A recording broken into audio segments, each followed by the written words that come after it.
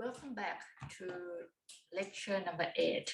So for this lecture, we will be investigating how we can actually use our utility function in the case where we are facing or consumers are facing risk and uncertainty. So that means that instead of consumer know exactly what the outcome or what the consumption bundles is going to be, there are many possible different consumption bundles that a particular consumer could end up consuming it, because there are this risk and uncertainty associated to each possible event, and we will be exploring those things here in lecture 8.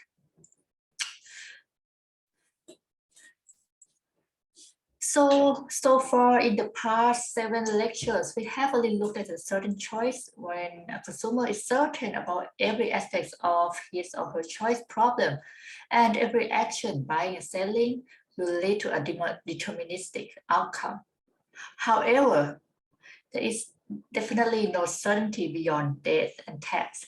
So we're gonna extend our consumer theory to deal with this uncertainty, to make it more general. Economists like to call mutually exclusive possibility states of nature or the states of the world. So you can think about any possible events that could potentially happen, but once one event occurs, there would be no other events that could occur at the same time. That is called mutually exclusive, right? So either you yes or no. Either when you roll the dice, it either turn up 1 point, 2 points, 3 points, or 6 points, right? So those particular event is called a mutually exclusive event with its associated possibilities. For example, it may or may not rain after I make this recording. So we have a state in which it rains in Brisbane after my recording, and another state, another event in which it does not rain after my recording. So if we write down all the possible states of the world, we can ask, what is the probability of each state, right? There are possible states, possible outcomes, but each outcome has its own probability, how likely that event would occur. For instance, if I am concerned about whether it will rain, right? So normally what you do is just look up at the weather forecast, your local weather forecast channel, things like that. So in Brisbane, we have the website called BOM. Not sure what this BOM stands for, but that's what we use, BOM website, to check the probability of rain.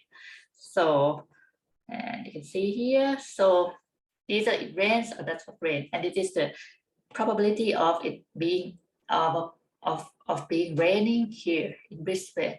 So it's 20% chance. That means another 80% chance will be not raining, right? Risk versus uncertainty. Strictly speaking, economists distinguish between 2 kinds of non-deterministic problems: risk and uncertainty. So risk are the situations in which the state of the world is random. You don't know what you're going to end up with, but the probability associated to each state of the world is known. You just don't know which one you're going to get, but you know the probability, right? However, uncertainty is similar to risk, but the probability is also unknown. Not only that, you don't know what you're going to get, but you don't even know what is the probability associated to each state of the world. So that is uncertainty. In this strict sense, everything in today's lecture is about risk, and we will not touch on uncertainty for the whole course. So you don't have to worry about dealing with unknown probability. However, I'm going to be more loose and use these 2 terms interchangeably, risk or uncertainty. State contingent goods. one easy way to extend consumer theory to a risky world is to define stage contingent goods. A stage contingent goods is simply a good that is available or is delivered only in a particular state of the world. Let's say that you have all three states of the world: state A, state B, state C, or yes, state A, state B, and state C, right? So it is a stage contingent good means that only the goods that are delivered or available in state A, that is a stage contingent good for state A, for stage A. And then there may be the same kind of goods or different kind of goods or this different quantity of goods that are available in stage 2 or stage B. And then maybe the same or different kind of goods that are available in stage C, right? So these are called stage contingent good. Another example that you can think about is, let's say that we have only two stages of the world, right? Rains or do not rain. So the first stage is rain. Then my stage contingent goods when it rains, then for stage A or when it rains is the umbrellas. That might be my umbrella is my stage contingent goods. And in another state B, when it does not rain, right? I might also have the same kind of goods umbrellas, but now it might be a different quantities umbrellas when I'm in the state 2 or not raining state. Now we can define the consumption set over the bundles of these state contingent goods, right? And then define the preferences over it and redo everything we have done so far. So you can think about, okay, we have state A, right? It is state A, state B, they are mutually exclusive. So let's say this is the universe, the kind of set. This universe, there are possibly there are only two states, state A or state B. So there would be the goods available in state A or delivered in state A, and maybe the same good or different kind of goods that deliver in state B, right? Then you have this state contingent goods for state A and B. And then once we know that if we end up with state A, right, and each state have its own probability, right? State A maybe have a probability equal to 20% chance of rain. Therefore, state B would be 80% chance of rain, for example. So once you know the goods that are available in each state, what you have to do is, okay, then I know that there are these, these goods X and good Y. Maybe this is good Y and good Z. I don't know, just an example. If there is a good X and good Y here and good Y and good Z here, then I can define what would be my consumption set in state A and what would be my consumption set in state B given those state contingent goods available in a particular state, right? And then once I know the consumption set, once I define the consumption set, then I can define the preference, right, over each consumption set contingent to each state. And then once we have unified preference, you can do the utility maximization problem and things like that. In general, nothing prohibits us from duplicating every good by the numbers of states, right? So suppose you can have apples when it rains, apples when it doesn't rain, bananas when it rains, banana when it doesn't rain, cars when it rains, cars when it doesn't rain, and so on.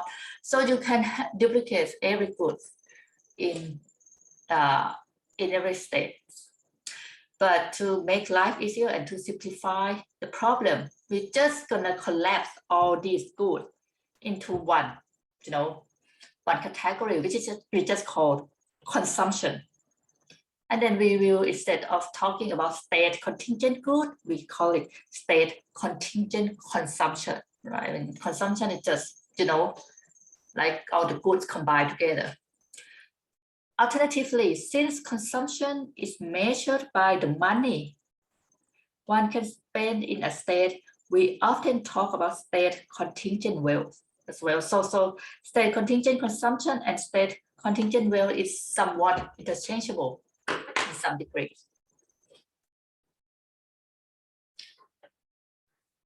Consumption set with the state contingent consumption. So suppose there are two states of the world, state 1 when it rains and state 2 when it does not rain. Then we can just assign C1 as a consumption in state 1 and C2 as a consumption in state 2. Right? It is a state contingent consumption. Now, when we are dealing with only two states, you can kind of apply this two good consumption set in the sense of contingent consumption, state contingent consumption. So what we get here, instead of good X and good Y, we will have a state contingent consumption in state 1 and state 2 contingent consumption.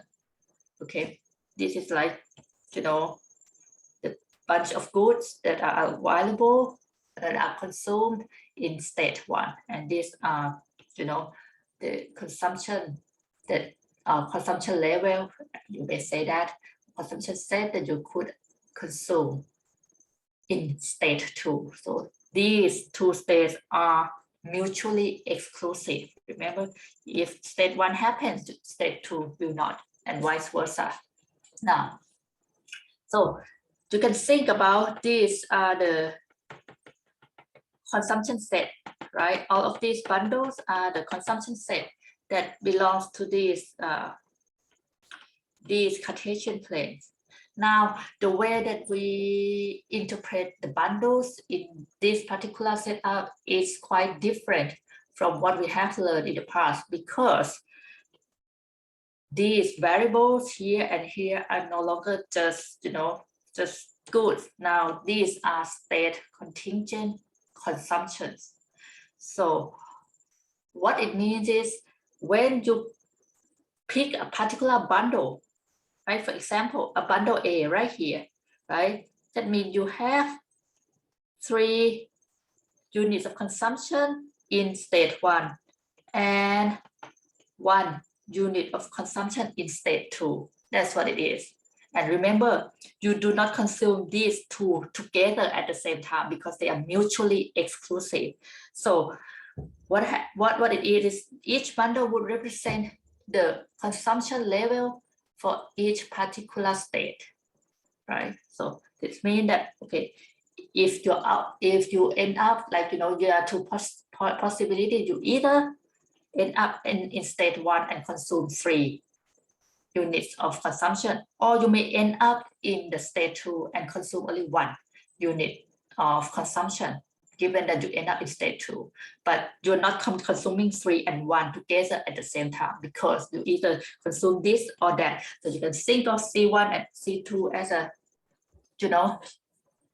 as something that you either have to consume one or another, but not both at the same time, like perfect substitutes. Yeah, something like that. And so at this point, at this bundle C means in state 1 there would be 0 consumption. In state 2 there would be 3 units of consumption. Now if I draw 45-degree lines, right, that means that every point, every bundles along this line means C1 must be equal to C2, right? This line means C1 must be equal to C2. So, like point D, for example, 2.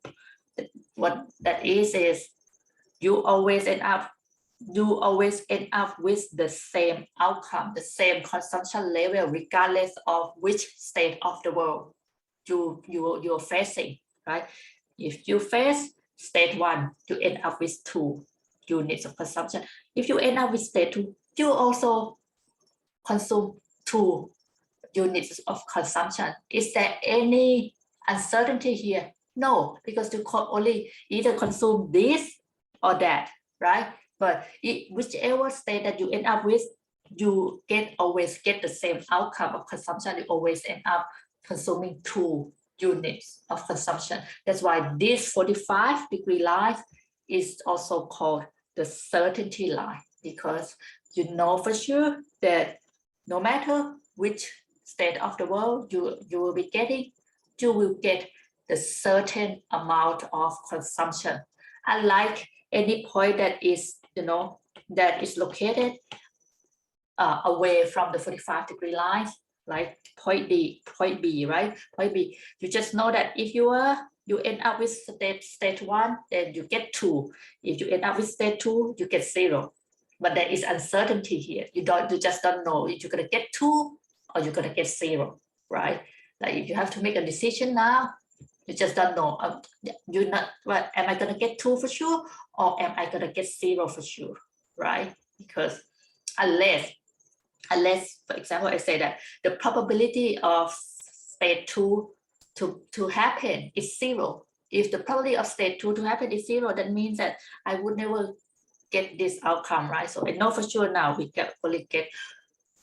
end up with state 1. In this case, yes, there's going to be certainty. But if the probability, if there are positive probability towards each state of the world, then the only cases where the uncertainty is removed is only the bundle along the 45-degree line, where we know that we're going to get the same outcome no matter what.